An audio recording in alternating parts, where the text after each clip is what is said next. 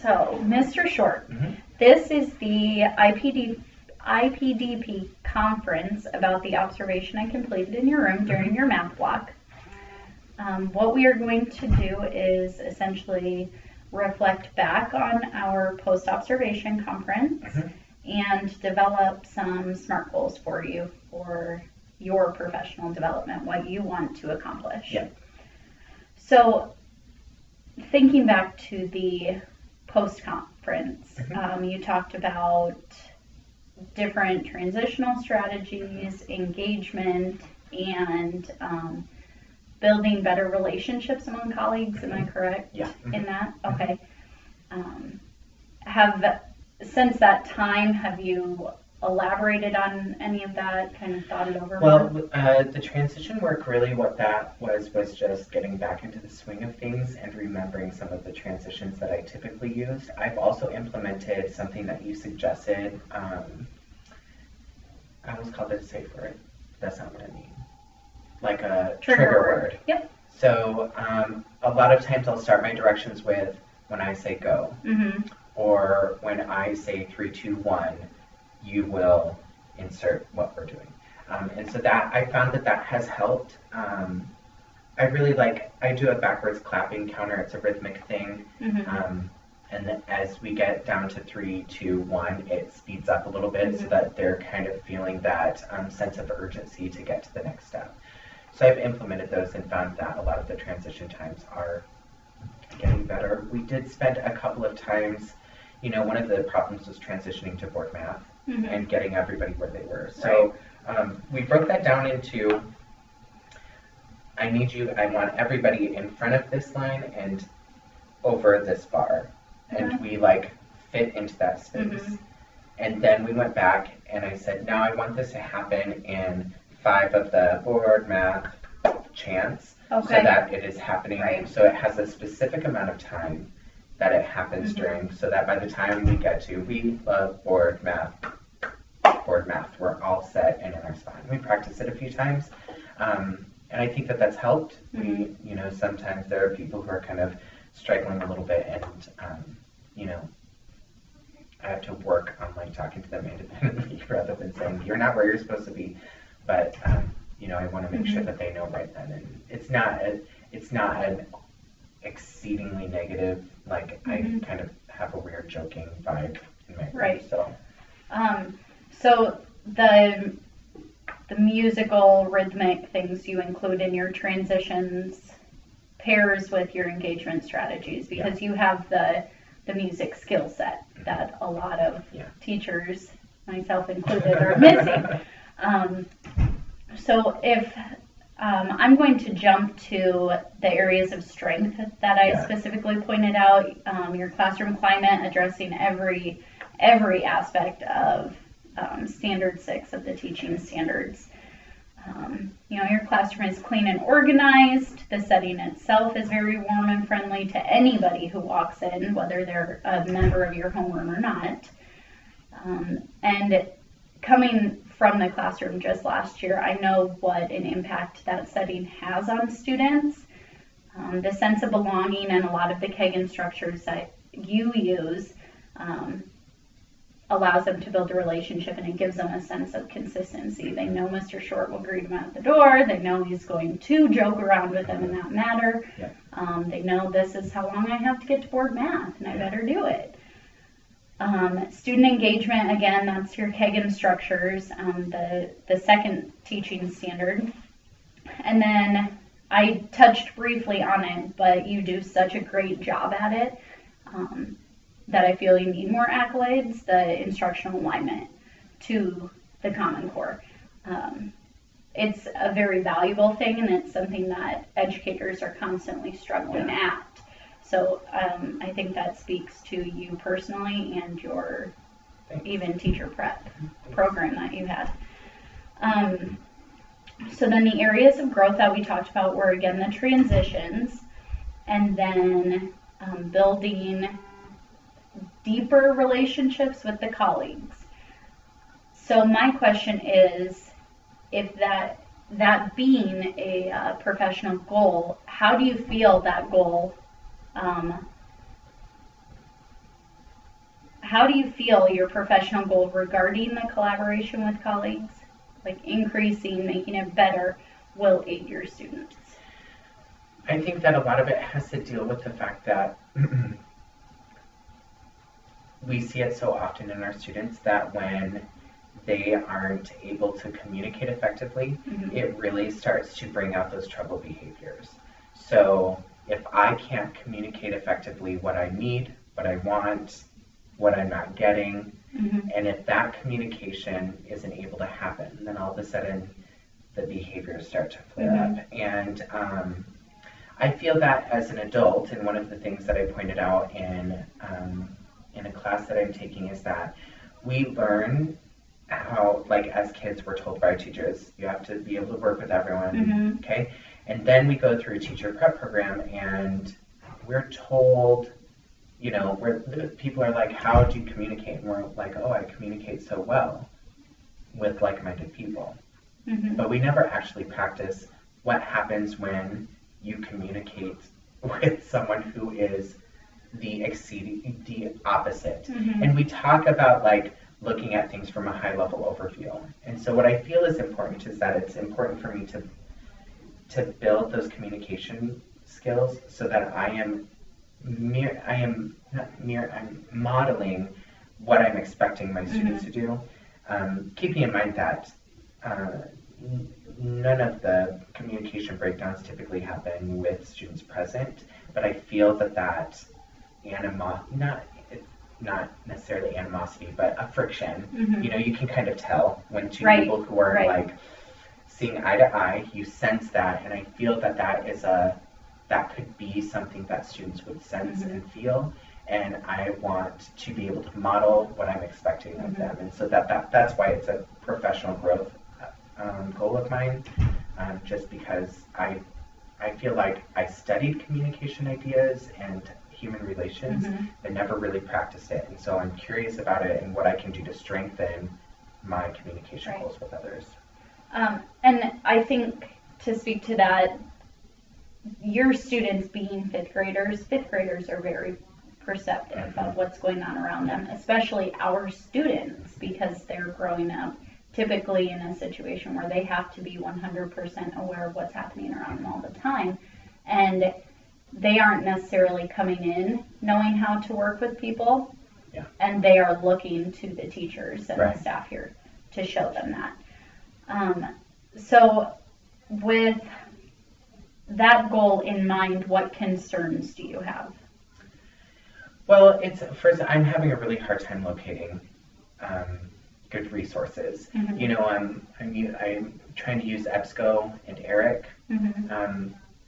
But you type in peer-to-peer communication, and it pulls up every type of peer-to-peer. You try communication styles in education. Well, then you're hitting like teacher to student is what they're, or teacher to parent. But there's not a lot of resources that I found yet, and it's a very new search. So I'm finding it's a little bit more difficult to find these things, which actually is encouraging because you know, it means that it's an area that hasn't really been researched, but I think that it's a valuable thing to research how people communicate, because I feel so often teachers tend to kind of just clam up about things. It's hard, you're friends with these people, they're on your team, so you don't want to rock the boat, and then you kind of like let things fester a little bit. And so I know that there are going to be some resources that I find, it's just they're difficult to find. And that's part of my job, is to assist you with that. So your concern is the lack of resources that are popping up right away. What are you most looking forward to as you're progressing in the goal and learning more? Really what I'm looking forward to, I like the idea of studying different styles and trying new things and seeing how that impacts my relationships in the building. I'm hesitant to, it almost sounds as if I have these horrible relationships in the building, but there are just a couple of colleagues who I know that I have a difficult time communicating with.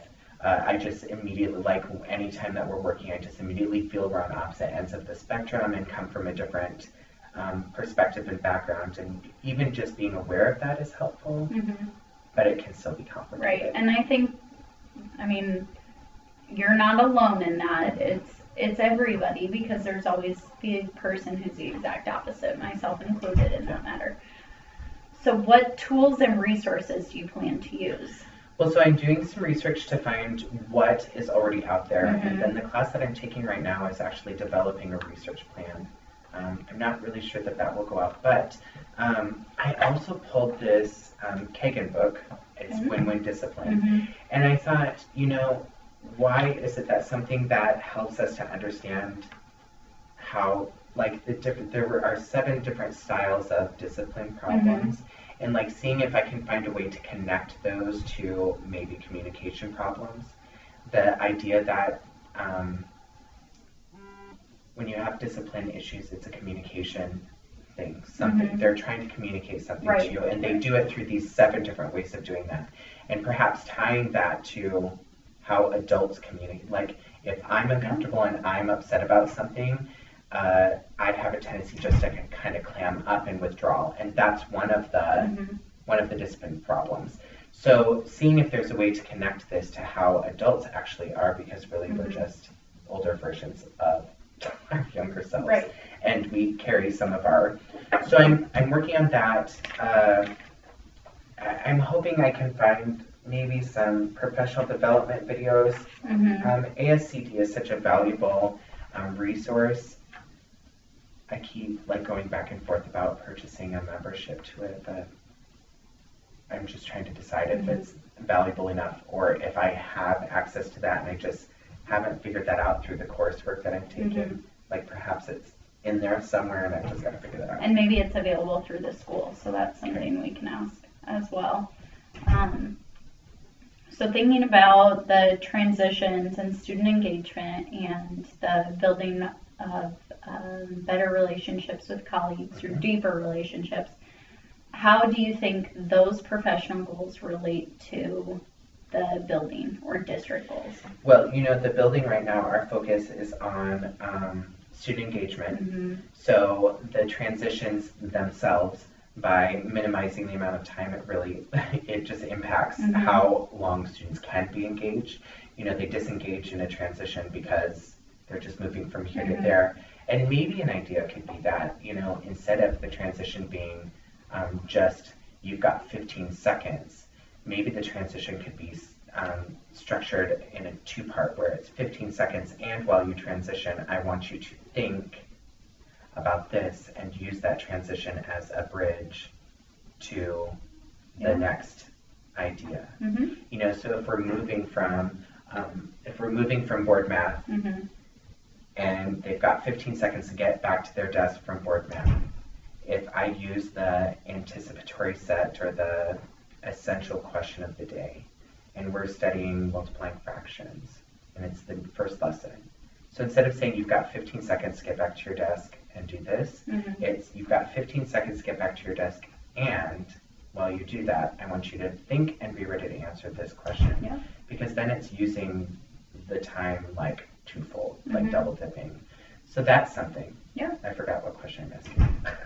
How does it relate to the building goals? Okay, you so talked about our building goal is engagement. student engagement. And then, really, I think that every building in every district has the goal of collegial communication and building a strong team. The strong team, if we're able to all communicate effectively, we build a strong team. The stronger our team is, the more impact we can have on the student learning opportunities. If we're sitting in a meeting and we're just kind of butting heads, we're not really focusing on student engagement or student achievement. We're sitting there focusing on our issues. So how can we minimize the, that time that is misspent in that way to really focus on the students? So I think I think it all aligns with focusing back on the students. Okay. Talk to me about the timeline that you're thinking of.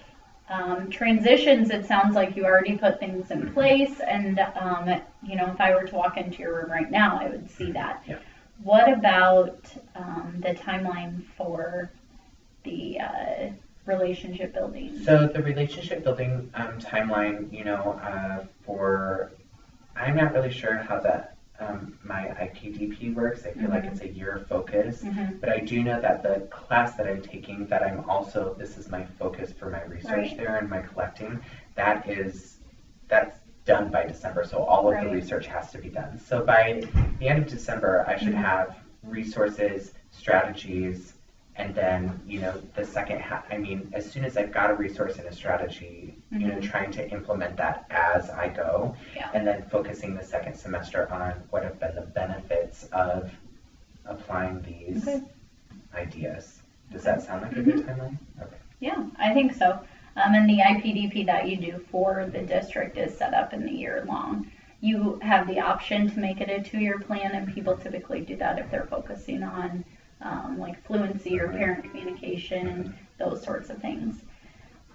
We've talked about this in passing, and we talked about it prior to actually starting our conference, but the assistance I can provide for you, just different resources. Yeah, I just need help. And I have emailed so there's a research assistant for the class, and I've emailed her and said I need some keywords to hone in on, because right now I'm really just kind of like typing, going, what about this? And then I see a keyword and I'm like, well, maybe I should try that. And I'm just kind of not sure that I'm making much progress. I did find an article that I think is good, and I really think that toying with the idea of what it looks like when a student starts to act out, are there adult versions of these 7 things, that.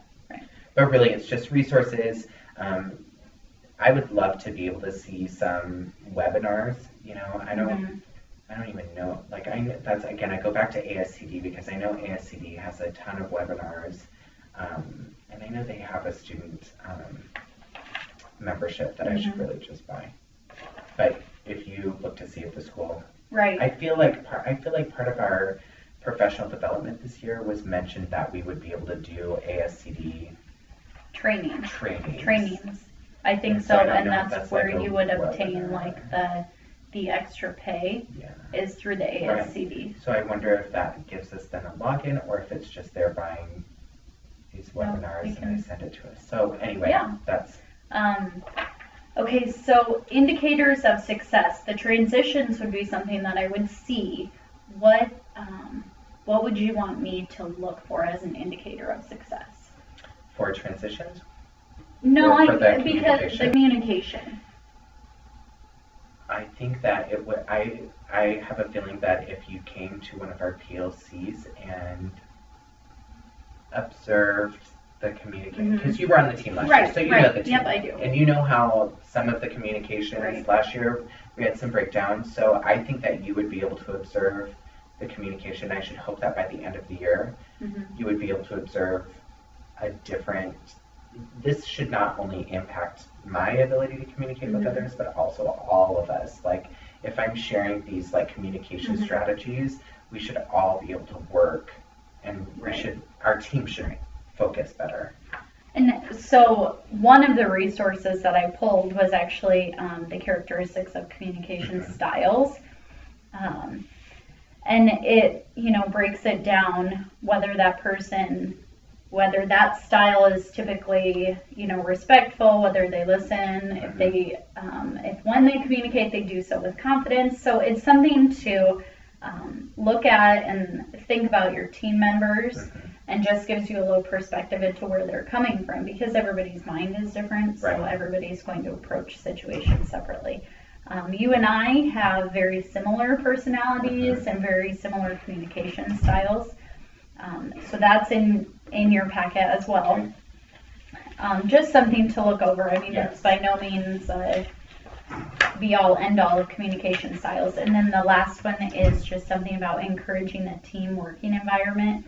Some different little things to try, and some of them are fun, and some of them just kind of make you think a little bit about what you're bringing to the team. And I really think that you're right.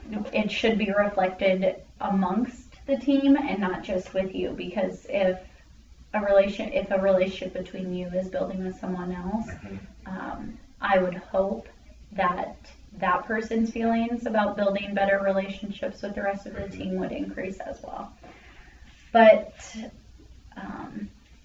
and that's something we can reflect on when you do a review of your IPDP. But what were the most meaningful aspects of this activity for you? Because you've dedicated a lot of time to helping me with this project. This and the post-observation. I think that what is really helpful for me personally is the outside perspective into the classroom. Okay. Having someone recognize what my strengths are, that always makes somebody feel better. It makes you want to do a better job. I have to admit that I'm like looking down at student engagement going, I wonder what 2.1 and 2.2 are. Oh, and then thinking like, what can I need to go back and see like what maybe I missed there, or like 3.2, 3.3. So for me, it is, and then I want focus. I don't want to just become this stagnant educator that is not building. And I think that as one area gets better, I need to transition my students. As one area gets better, a new weakness is identified because you've just strengthened this, so now it's replaced with a new weakness, and that this is just going to be this process of things just rotating and strengthening and weaknesses and strengthening and weaknesses. It's just like a carousel. Okay. Well, I definitely appreciate the time you've spent with me, and I know that you have a meeting and I have a meeting, so I look forward to seeing all of this, and I really enjoy coming into your classroom, so I will be stopping by in the future. Thank you. Okay, thank you.